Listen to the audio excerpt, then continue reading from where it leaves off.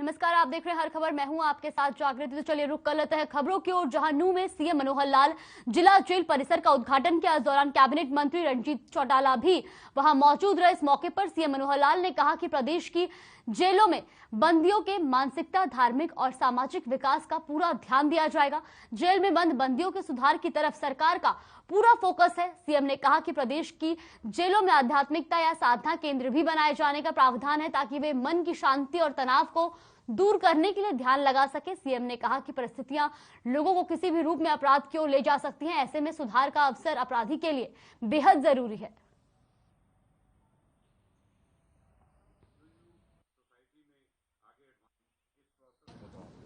आज यहाँ नूंह की जो जिला जेल है, जिला सुधार घर जिसको हम कह सकते हैं, इसका नए परिसर का और उद्घाटन ये हुआ है।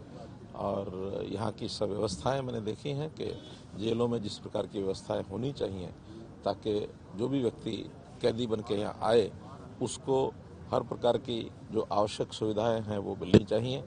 आखिर वो भी समाज का एक नागरिक है। अपराधी हुआ, उसको एक सज़ा हुई, लेकिन सज़ा होने के बाद उसकी जो मौलिक आवश्यकताएं हैं वो तो सबकी समान होती हैं, उनको मिलने चाहिए। और एक सुझाव दिया है कि इसमें एक कोई आध्यात्मिक विकास के नाते से कोई एक विपස්සना सेंटर या एक साधना केंद्र ऐसा भी कोई रखना चाहिए, ताकि व्यक्ति कभी किसी अनजानेपन में किसी भी कारण से कोई गलती करके, अपराध करके कैदी बनता है तो उसको भी जीवन जीने का हर प्रकार का एक स्वस्थ आदमी के तरह अधिकार जो होता है उसको भी होना चाहिए। तो आज इस प्रकार की सारी बातें की हैं। जानकारी मिली कि जो जेल विभाग के कर्मचारी हैं वो भी आखिर हमारे जैसे बाकी कर्मचारी होते हैं उनके हिसाब से उनको भी सुविधाएं मिलनी चाहिए, क्योंकि वो भी एक जेल के परिसर में ही ज़्यादातर बंधे रहते हैं। ये कैदी भले नहीं होते, लेकिन उनको भी उसी प्रकार का जीवन जीना पड़ता है। तो ऐसे उनकी जैसे जेल वार्डर्स की कुछ प्रमोशन का विषय वो नहीं होता था, उसको 18 साल के बाद एक हमने नया पद के साथ उनको जोड़ा है।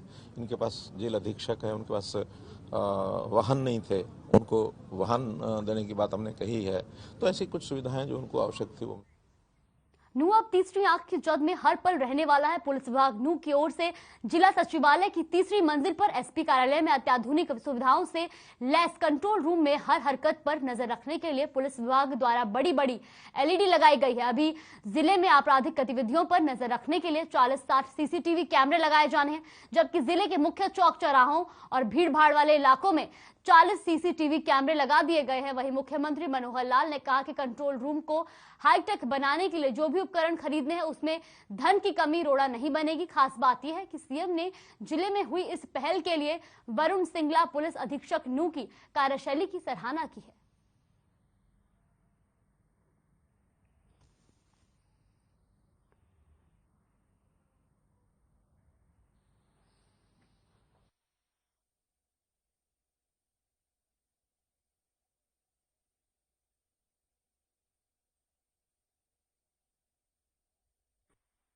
हम पूरे ज़िले की मॉनिटरिंग एक ही जगह से कर सकते हैं। हमने कुल पूरे ज़िले में 44 पीटीजेड कैमरे लगाए हैं, जो कि सभी मुख्य चौकों पे लगे हुए हैं, और उनके ज़रिए हम हर चीज़ को, हर व्हीकल को, हर इंसान को बारीकी से चेक कर सकते हैं। और इसके ज़रिए क्राइम की रोकथाम में, उसकी पकड़ने में, क्रिमिनल्स को पकड़ने में काफ़ी सफलता मिली है।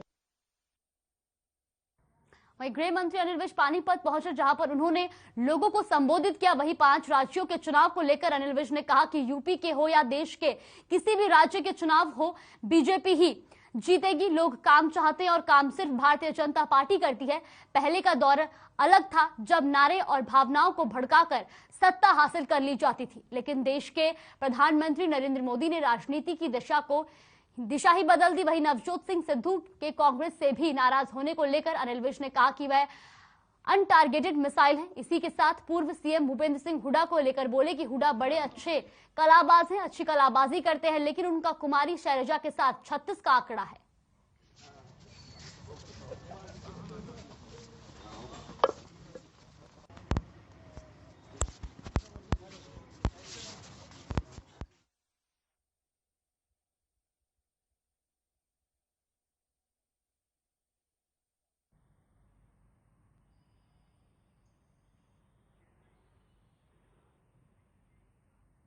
हरियाणा के मुख्य सचिव संजीव कौशल की अध्यक्षता में सोमवार को चंडीगढ़ में खेलो इंडिया यूथ गेम्स 2021 की कार्यकारी समिति की तीसरी बैठक हुई।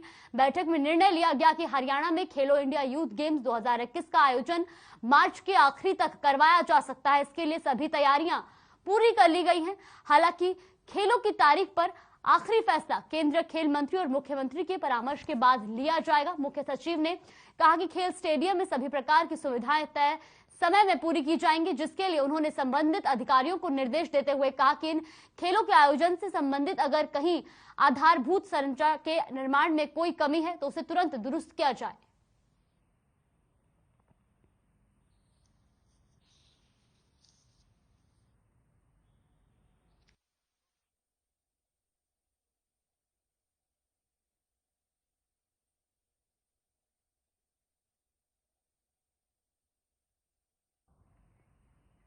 झज्जर के गांव गिरावड़ के पास एक स्कूल वैन को कैंटर ने टक्कर मार दी।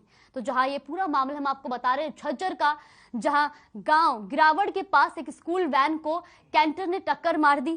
तो वही हादसे में ड्राइवर, कंडक्टर और बच्चे गंभीर रूप से घायल हो गए। ड्राइवर, कंडक्टर और 3 बच्चों की हालत को गंभीर देखते हुए पीजीआई रेफर किया गया। घायलों की हाल जानने प्रदेश अध्यक्ष ओपी धनखड़ अस्पताल में पहुंचे। तो वहीं दूसरी तरफ कैंटर चालक घटना के बाद से ही मौके से फरार है। फिलहाल पुलिस ने अज्ञात कैंटर चालक के खिलाफ मामला दर्ज कर जांच शुरू कर दी है।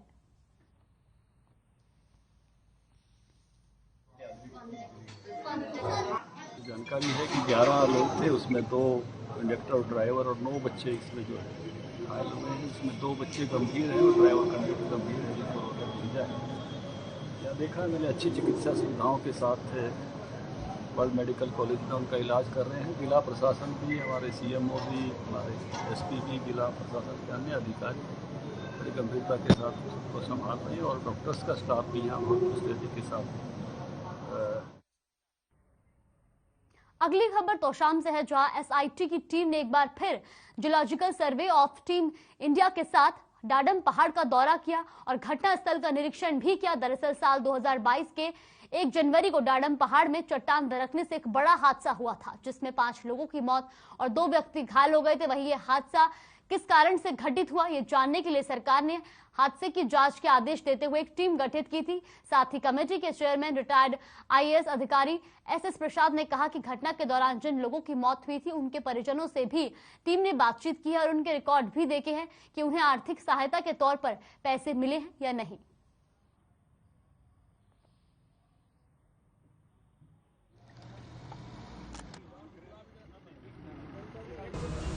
आज कमेटी ने जो एक्सीडेंट का साइट था आज दोबारा देखा है और अरावली हिल है बगल में, जो दोनों साइड में है, जो लीज एरिया है, उसके ऊपर भी जाके हमने देखा है कि ये जो बड़ा पत्थर आया था कहाँ से आया था, ये इसका अनुमान लगाने के लिए। और जियोलॉजिकल सर्वे ऑफ इंडिया की भी टीम आई है, वो भी इस चीज़ को देख रही है। और जो इस एक्सीडेंट में जिन लोगों की मृत्यु हुई थी उनके परिवारों से भी कमेटी ने बातचीत की।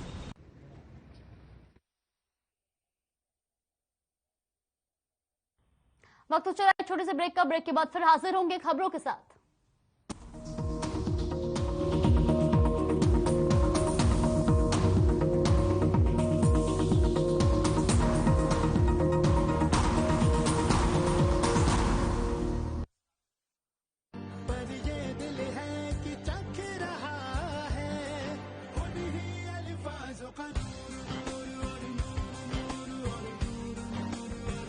दूर कितना भी जाओ, इस जुबान से दूर ना जा पाओगे।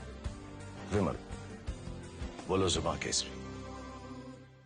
मैं सुनिया सी प्रीतम ਦੀ ਸਿਹਤ ਖਰਾਬ ਹੈ, ਤੁਸੀਂ ਉਹਨੂੰ ਕੋਵਿਡ ਦੀ ਵੈਕਸੀਨ ਨਹੀਂ ਲਵਾਈ। ਅਸੀਂ ਗਰੀਬਾਂ ਨੇ ਟੀਕਾ ਕਿੱਥੋਂ ਲਾਉਣਾ ਜੀ, ਟੀਕਾ ਮਹਿੰਗਾ ਹੀ ਬੜਾ ਹੈ। ਸਾਨੂੰ ਸਾਰਿਆਂ ਨੂੰ ਕੇਂਦਰ ਸਰਕਾਰ ਵੱਲੋਂ ਕੋਰੋਨਾ ਦਾ ਮੁਫਤ ਟੀਕਾ ਲੱਗ ਰਿਹਾ ਹੈ। ਜਦ ਭਾਜਪਾ ਗਠਬੰਧਨ ਦੀ ਸਰਕਾਰ ਆਊਗੀ, ਉਹ ਕੋਰੋਨਾ 'ਚ ਮਦਦ ਕਰਨ ਵਾਲੇ ਲੋਕਾਂ ਨੂੰ ਪੈਸੇ ਦੇ ਨਾਲ-ਨਾਲ ਹੋਰ ਸਿਹਤ ਸਹੂਲਤਾਂ ਵੀ ਦੇਣਗੇ। ਇਹ ਤੇ ਬਹੁਤ ਵਧੀਆ ਗੱਲ ਹੈ ਜੀ।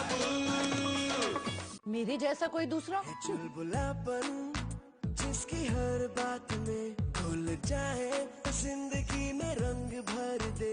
मेरी जैसी मेरी अपनी पताका चाय, गजब का स्वाद।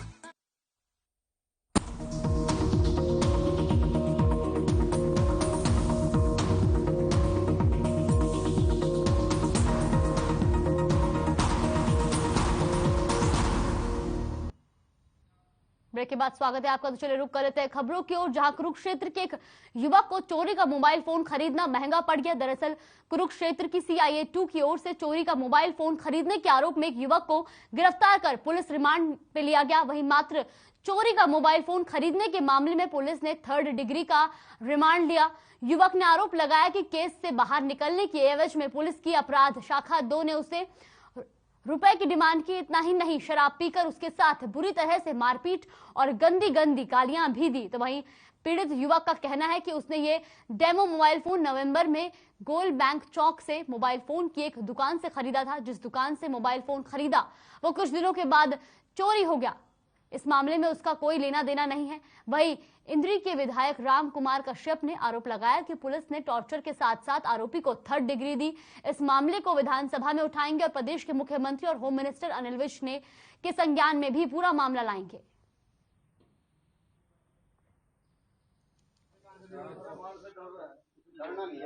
इसने कोई मोबाइल जो है किसी दुकानदार से लिया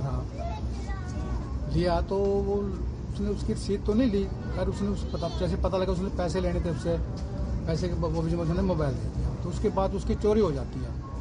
चोरी के चक्कर में फिर वो मोबाइल भी कहीं न कहीं, क्योंकि नाम तो किसी और का था, वो हो सकता है वो उस इंक्वायरी कराने के लिए CIA वाले फिर उसको वहाँ पर CIA स्टाफ में बुला लेते हैं। जब बुला लेते हैं तो बुलाने के बाद उसको इतना टॉर्चर करते हैं 5 आदमी, दो पुलिस कर्मचारी उसको एक बार इसकी टांग पकड़ते हैं, एक टांग पकड़ते हैं और फिर बहुत बड़ा मोटा, जैसे मैं अभी पूछा है, बहुत बड़ा मोटे डंडे से लाठी से उसके ऊपर वजन डालते हैं। मतलब उस पर बैठ कर उसको इतना टॉर्चर किया गया जैसे बेचारा भी उसकी तो हड्डी टूटने पर नौबत आई, हड्डी टूट गया और वो बड़ा दुखी है, बहुत असहाय मतलब महसूस कर रहा है।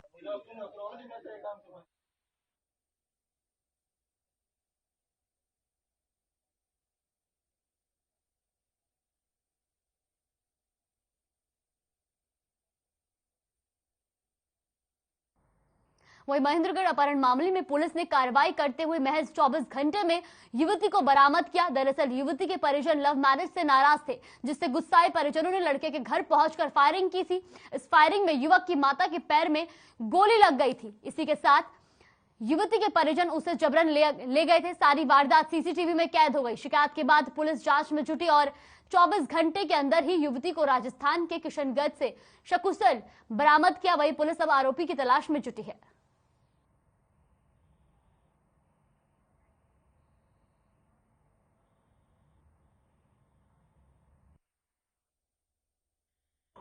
मेरे लड़के ने 11 महीने की 12 तारीख को लव मैरिज की थी हाई कोर्ट। लड़की वाले परिजन नाराज थे। उसके मामा बीच में भी आए थे, बीच में भी हरकत की। उस टाइम जीमेल पे SP DSP को जीमेल पे शिकायत की, उस पर कोई कार्रवाई नहीं हुई। उसके बाद हम बीच में मिलने आए, लड़की ने मना कर दिया नहीं जाऊंगी। अब 12 तारीख को शाम को 7:15 साढ़े 7 के बीच 8-10 लड़के आए, लाठी डंडों से पिटा, गोली चलाई, गोली बाई। पुलवामा के शहीदों को आज देश भर में श्रद्धांजलि अर्पित की गई। वहीं इसी कड़ी में जहां पुलवामा के शहीदों को आज देश भर में श्रद्धांजलि दी गई, तो वहीं पलवल में भी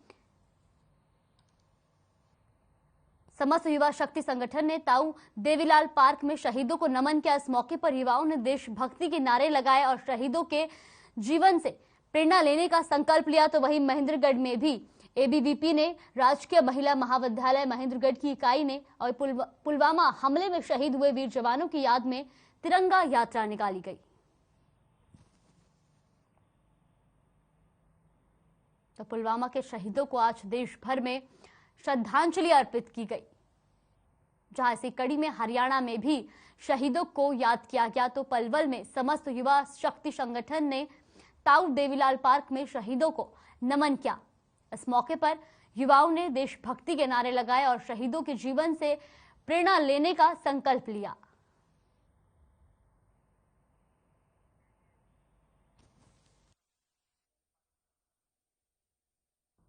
नीलोखेड़ी में तरावड़ी से सौंकड़ा की तरफ जाने वाली मुख्य सड़क पर एक कार ने दूसरी कार को टक्कर मार दी, जिसमें कार ने 3 पलटी खाई। कार में सवार तीनों लोगों को मामूली चोटें आई हैं। हादसा अनाज मंडी गेट के पास हुआ। हादसे की सूचना पुलिस को दी गई तो पुलिस ने मौके पर पहुंचकर कार्रवाई शुरू कर दी।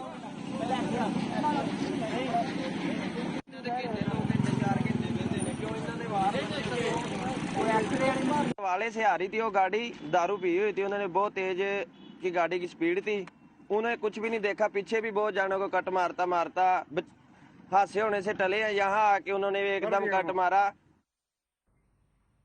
इन दिनों सोहना से ताबड़ू रेवाड़ी जाने वाले सड़क मार्ग की पहाड़ी घाटी में 3 दिन से लगातार सड़क हादसे घटित हो रहे हैं, लेकिन बीती देर रात हुए हादसे में एक कोयले से भरा हुआ एलपी ट्रक अनियंत्रित होकर पहाड़ी घाटी के नीचे तिकोना पार्क के पास बनी 2 मंजिला दुकान में घुस गया, जिसकी आवाज सुनकर स्थानीय लोग मौके पर पहुंचे, जिन्होंने पुलिस और एम्बुलेंस को घटना की सूचना दी। तो वहीं मौके पर पहुंची पुलिस ने स्थानीय लोगों की मदद से ट्रक के चालक को भारी मशक्कत के बाद ट्रक से बाहर निकाला, लेकिन जब घंटों तक एम्बुलेंस मौके पर नहीं पहुंची तो चालक को घायल अवस्था में पुलिस पीसीआर में डालकर नागरिक अस्पताल में उपचार के लिए पहुंचाया, लेकिन चालक की हालत गंभीर होने के कारण प्राथमिक उपचार देने के बाद उसे गुरुग्राम के लिए रेफर कर दिया गया।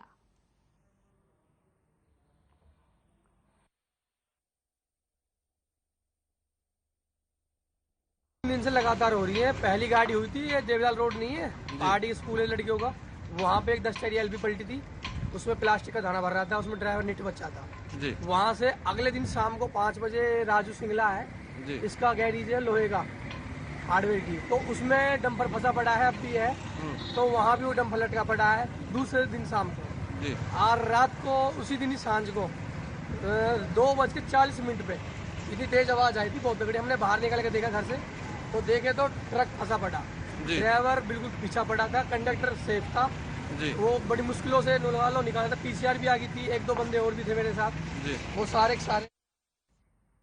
वहीं करनाल में आंगनबाड़ी कार्यकर्ताओं ने महापड़ाव शुरू कर दिया है। महापड़ाव को सफल बनाने के लिए प्रदेश भर से हजारों कार्यकर्ता करनाल पहुंचे। वही कार्यकर्ताओं का चेतावनी दी है कि जब तक उनकी मांगे पूरी नहीं होंगी तब तक वे करनाल के सेक्टर 12 में डटी रहेंगी। आंगनबाड़ी कार्यकर्ताओं की मांग है कि उन्हें अर्धश्रमिक का दर्जा और महंगाई भत्ता दिया जाए, और जब तक उनकी मांगे पूरी नहीं होंगी तब तक उनका विरोध इसी तरह से जारी रहेगा। 2-3 मिनट है, इसलिए ज्यादा बातें ना करते हुए हरियाणा के आंगनबाड़ी वर्कर हेल्पर है, उनकी कोई नई मांग नहीं है। जो हरियाणा के मुख्यमंत्री ने 6 मार्च 2018 को विधानसभा में ऐलान किया और जो 11 सितंबर 2018 को देश के प्रधानमंत्री ने मन की बात में ऐलान किया, और जिसका जियो आ चुका है देश के अंदर और देश के सभी राज्यों में वो पैसा मिल चुका है। हम अपना उधार मांग रहे हैं जो हरियाणा सरकार की ओर पिछली 4 साल से। जगाधरी में चल रहा गेस्ट टीचर्स का धरना कल खत्म होगा। शिक्षा मंत्री कंवरपाल गुर्जर से मुलाकात में सहमति बनी है। वहीं 12 जनवरी को गेस्ट टीचर्स की कई बातों को लेकर बैठक हुई थी, जिन विषय पर सीएम ने सहमति जताई उनके पत्र जारी नहीं किए गए थे। इसी के साथ पत्र जारी करने के लिए आज शिक्षा मंत्री कंवरपाल गुर्जर से मुलाकात की, तो वहीं आज मंत्री ने अधिकारियों से पत्र जारी करने के लिए सख्ती से कहा है।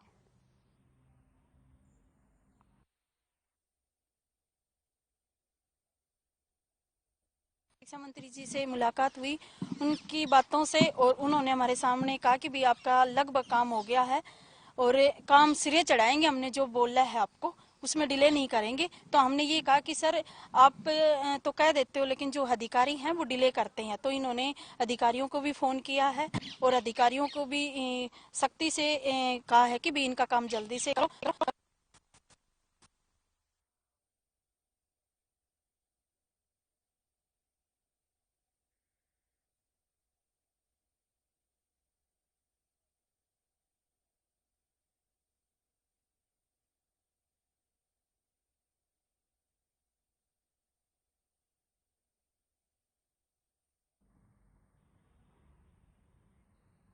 वही अगली खबर करनाल से है, जहां कमांडो कॉम्प्लेक्स में गांव वालों ने स्कूल में ताला लगा दिया। दरअसल कोविड के समय में एक टीचर लेट आई थी, जिसकी वजह से उनको सस्पेंड कर दिया गया था। उसके बाद से बच्चों के पेरेंट्स का कहना है कि स्कूल में सिर्फ 3 बच्चे थे, पर टीचर की मेहनत से स्कूल में 130 बच्चे तक हो गए। ऐसे में टीचर को सस्पेंड करना गलत है। वहीं बच्चों ने टीचर को बहाल करवाने के लिए हवन की और मांग की कि उनकी टीचर को फिर से ज्वाइन करवाया जाए।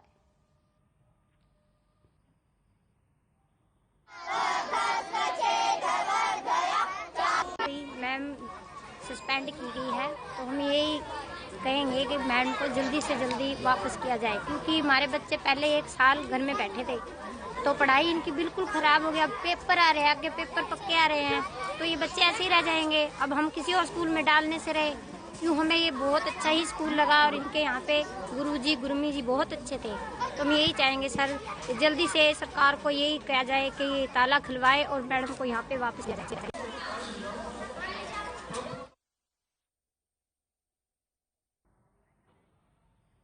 महम राजकीय महाविद्यालय के गेट के सामने छात्र पीने के पानी, टॉयलेट में साफ सफाई और लाइब्रेरी में पुस्तकों की कमी की समस्या को लेकर धरने पर बैठे थे, जिसे लेकर महम पुलिस ने 2 छात्रों को गिरफ्तार कर लिया। जो मामला तूल पकड़ता गया, जिसे लेकर राजकीय महाविद्यालय के छात्रों ने पुलिस प्रशासन व महाविद्यालय स्टाफ के खिलाफ नारेबाजी की और नई तहसील में एसएम कार्यालय के सामने धरने पर बैठ गए, जिसे लेकर पुलिस और छात्रों के बीच काफी हंगामा देखने को मिला।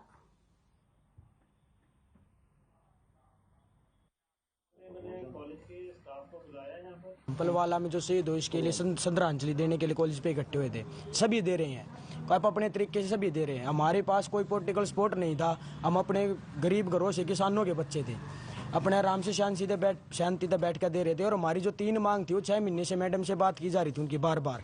अगर मैडम ये हमारी मांगे ही है, हमारी मांगे हैं, इनको पूरा करो, गौर करो। उसमें मैडम ने एक जैसे फंक्शन हुआ था फेस्टिवल कॉलेज में, वहाँ पर पूछा मैडम ने, अब तुम्हारी कोई समस्या तो बताओ, समस्या तो बताओ। वो समस्या के एक संदीप है जो नाम जिस विद्यार्थी का नाम कटा था, उसने हाथ खड़ा कर दिया, मैडम मैं बताऊंगा। तो मैडम के वो बताने गया, मैडम माइक दो। उसने पहले सिर्फ मैडम को बताया, फिर उसने माइक दो और बाद में बताऊंगा। तो मैडम ने उसको जवाब दिया, तेरी क्या औकात है, बदतमीजी साथ पेश आई, मतलब तेरी क्या औकात है मेरे से माइक लेने की। स्पष्ट ये है कि जो स्कूल प्रबंधन है वो विद्यार्थियों के साथ दुर्व्यवहार कर रहा है, बिल्कुल सुविधा तो दे नहीं रहा, दूसरे ऊपर से किया जा रहा है।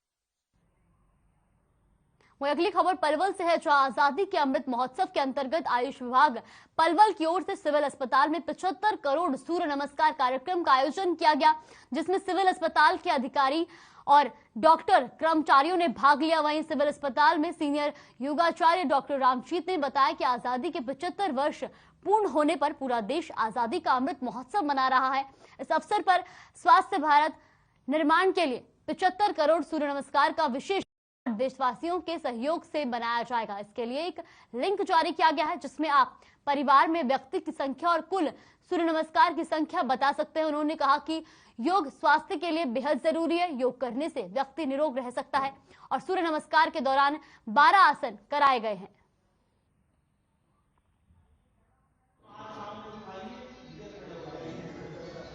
हमारी आजादी की 75वीं वर्षगांठ पर अमृत महोत्सव के रूप में 75 करोड़ सूर्य नमस्कार के माध्यम से राष्ट्र को प्रणाम किया जा रहा है।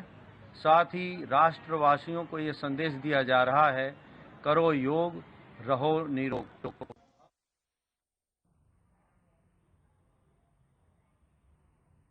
फिलहाल की खबरों में बस इतना ही, बने रहिए हमारे साथ। नमस्कार।